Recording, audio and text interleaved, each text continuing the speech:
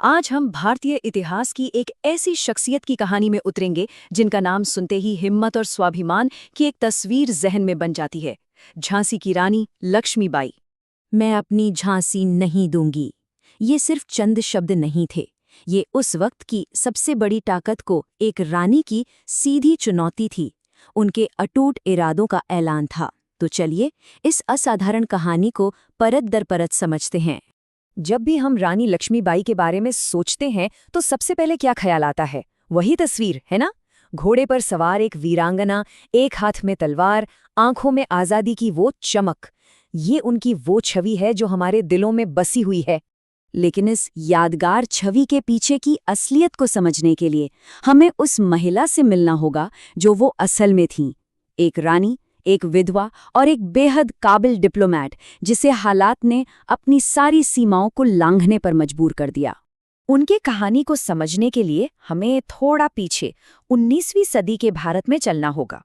ये वो दौर था जब ब्रिटिश ईस्ट इंडिया कंपनी की ताकत आसमान छू रही थी और एक एक करके भारत की रियासतें उनके कब्जे में जा रही थीं। और इस विस्तार का उनका सबसे बड़ा हथियार था डॉक्ट्रिन ऑफ लैप्स। ये एक बड़ी सीधी सी लेकिन खतरनाक नीति थी। इसके मुताबिक अगर किसी राजा का अपना कोई बेटा नहीं है तो उसके मरने के बाद वो राज्य सीधे सीधे ब्रिटिश शासन का हिस्सा बन जाएगा। और यही वो पॉलिसी थी जो झांसी के संघर्ष की वजह बनी। यहाँ देखिए कि कैसे कुछ ही सालों में रानी की जिंदगी पूरी तरह से बदल गई। 1852 में उन्होंने एक बेटे को जन्म दिया, लेकिन सिर्फ 3 महीने बाद ही उसकी मौत हो गई। फिर 1853 में उनके पति ने अपनी मौत से ठीक पहले दामोदर राव को गोद लिया और फिर नवंबर में महाराजा गंगाधर राव का भी निधन हो गया। और आखिर में फरवरी 1854 में गवर्नर जनरल डलहौजी ने इस गोद को मानने से साफ इनकार कर दिया और झांसी पर कब्जा कर लिया। एक के बाद एक झटके, पहले बेटा, फिर पति और अब पूरा राज्य। और फिर आता है इतिहास का वो निर्णायक मोड़, 1857 का महाविद्रोह। पूरे उत्तर भारत में आज़ादी की एक चिंगारी भड़की और देखते ही देखते इसकी लपटें झांसी के दरवाजे तक आ पहुंची। यहीं पर इतिहास एक बहुत पेचीदा सवाल खड़ा करता है।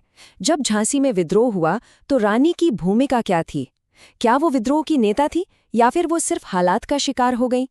ये एक ऐसी बहस है जो आज तक चलती है।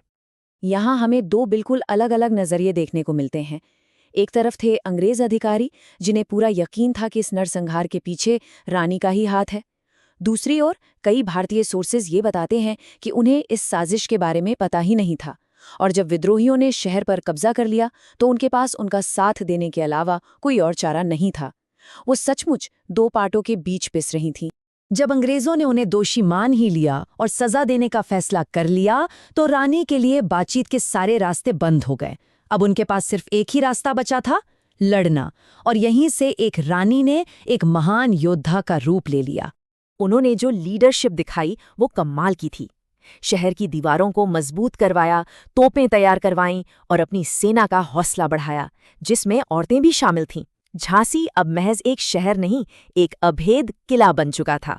और फिर जनरल यो रोज अपनी विशाल ब्रिटिश सेना के साथ आ धमका। झांसी को चारों तरफ से घेर लिया गया।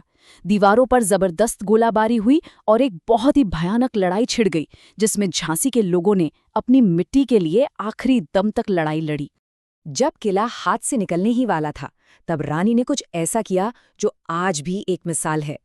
अपने छोटे बेटे को पीठ पर बांधकर वो घोड़े पर सवार हुई और दुश्मनों की फौज को चीरती हुई किले से बाहर निकल गईं। ये सिर्फ भागना नहीं था, ये लड़ाई को जिंदा रखने का एक संकल्प था। उनकी बहादुरी का सबसे बड़ा सबूत तो शायद उनके सबसे बड़े दुश्मन जनरल ह्यू रोज के शब्दों में मिलता है। उसी ने कहा था कि वो विद्रोहियों में सबसे बेहतरीन और सबसे बहादुर थीं। सोचिए, एक दुश्मन से ऐसी तारीफ मिलना कितनी बड़ी बात है। झांसी से निकलकर उनकी लड़ाई ग्वालियर तक पहुंची। ये उनकी आखिरी लड़ाई साबित हुई। यहीं पर एक योद्धा की मौत हुई और एक ऐसी किंवदंती का जन्म हुआ जो कभी नहीं मर सकती। यहाँ ये समझना दिलचस्प है कि कोई भी शख्स एक राष्ट्रीय प्रतीक कैसे बनता है। पहला कदम, लड़ते लड़ते उनकी शहादत ने उन्हें अमर बना दिया। दूसरा, खुद उनके दुश्मनों ने उनके साहस की तारीफ की। तीसरा, भारत के आज़ादी के आंदोलन ने उन्हें अंग्रेजी हुकूमत के खिलाफ लड़ाई का सबसे बड़ा चेहरा बना दिया और आज के दौर में वो नारी शक्ति और जुल्म के खिलाफ लड़ने की एक सबसे बड़ी प्रेरणा बन चुकी।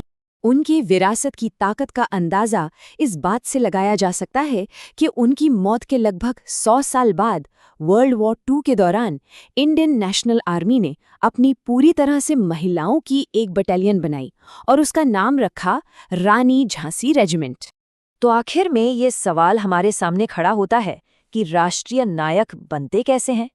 क्या इतिहास उन्हें बनाता है या फिर वक्त और हमारी ज़रूरतें उन्हें जन्म देती हैं? रानी लक्ष्मीबाई की कहानी हमें सिर्फ इतिहास नहीं बताती, बल्कि ये सोचने पर मजबूर करती है कि यादें और किंवदंतियां आखिर बनती कैसे हैं।